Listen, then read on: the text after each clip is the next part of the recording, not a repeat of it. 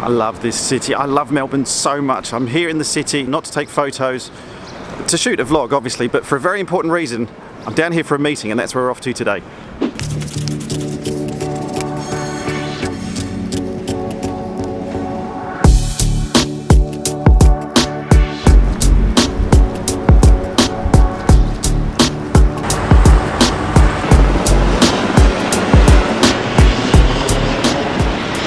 Hello friends, yeah, welcome down to the centre of Melbourne. We're right here in the city, here on the Yarra River. Now if you watched my recent Q&A video, you'll know that I work in the technology industry, but I also like to fill my spare time with travel and general aviation. And when those two worlds of technology and travel and aviation actually come together and I get an opportunity to help, especially young people, get into either of those or both of those industries, that really excites me. And that's why we're here in Melbourne today.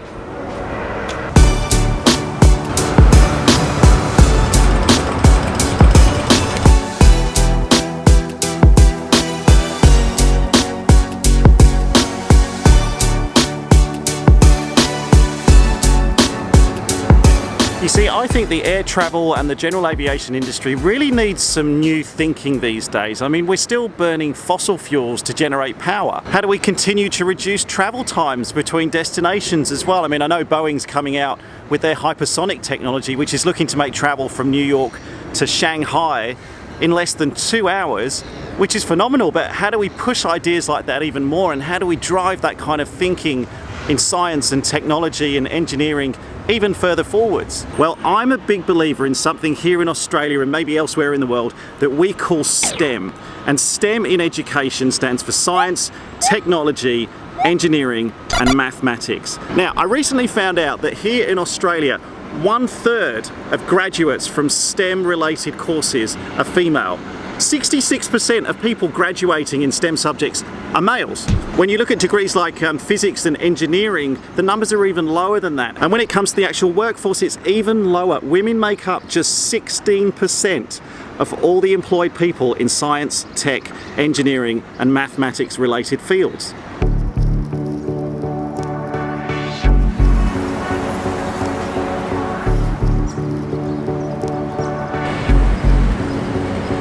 And so based on those numbers, it seems like we're missing out on some of the very best candidates in those STEM subjects. And women just aren't pursuing careers in STEM disciplines.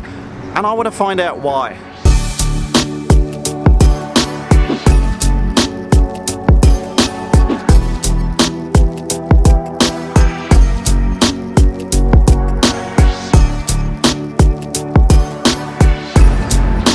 Kind of was expecting there to be a helicopter, but so my meeting in town today is to chat with a group of people who I might be able to start doing some work with, maybe do some talks at some conferences that are coming up and shoot some content around how do we address that gender inequality in aviation and in those STEM subjects, but also what can be done. You know, I'm not going to change the world here. One middle-aged man who's got a YouTube channel isn't going to change the future for women. I know that. But what can I do in my kind of small way to help this cause, something that I feel really strongly about?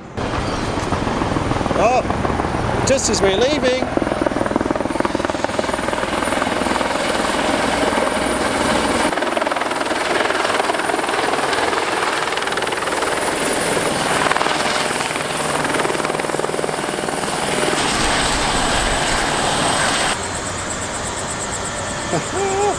Never gets old.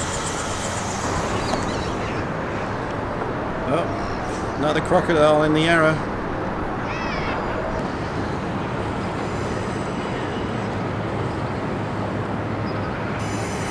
Now, a company close to home who I think is doing some great work in addressing this imbalance of genders, and before I say this, I'm not sponsored by this company, I shouldn't have to say this, but this is just a company who I want to use to highlight this point, and that's Qantas. Now, Qantas's Pilot Academy here in Australia is a new cadet scheme where they're trying to introduce new pilots because there's a big shortage of pilots coming up in the future.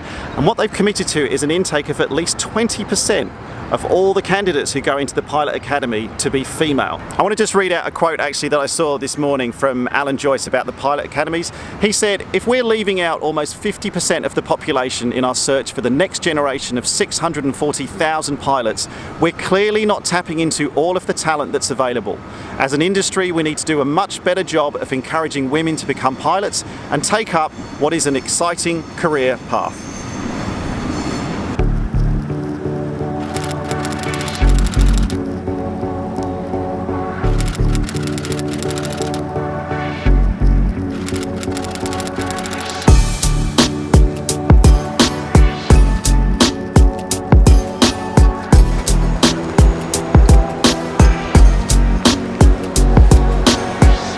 Well, that was a really good meeting. Now, why is this important to me? Well, not only do I have a young daughter who I want to make sure I'm doing everything I can for her when she grows up in this world, but also general aviation, technology, engineering, maths, air travel.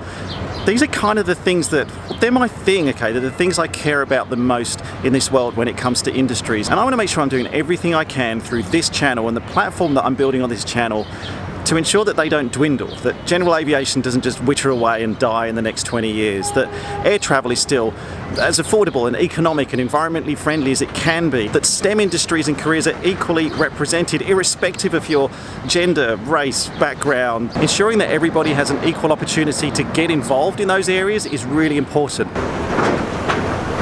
And finally, just a word to the women who are watching this right now. Now, I know my female to male split is quite heavily skewed towards male viewers on this channel, but if you're watching this and you think that you could help me tell the story of how you got involved in the aviation industry, or if you're working in a STEM industry, if I can share your story to help encourage others to overcome the barriers that they think may exist to get into those industries that we love, please reach out to me through a message on this channel, through social media, or send me an email. I'll put the links down below. I'd love to hear from you. I'd love to tell your story.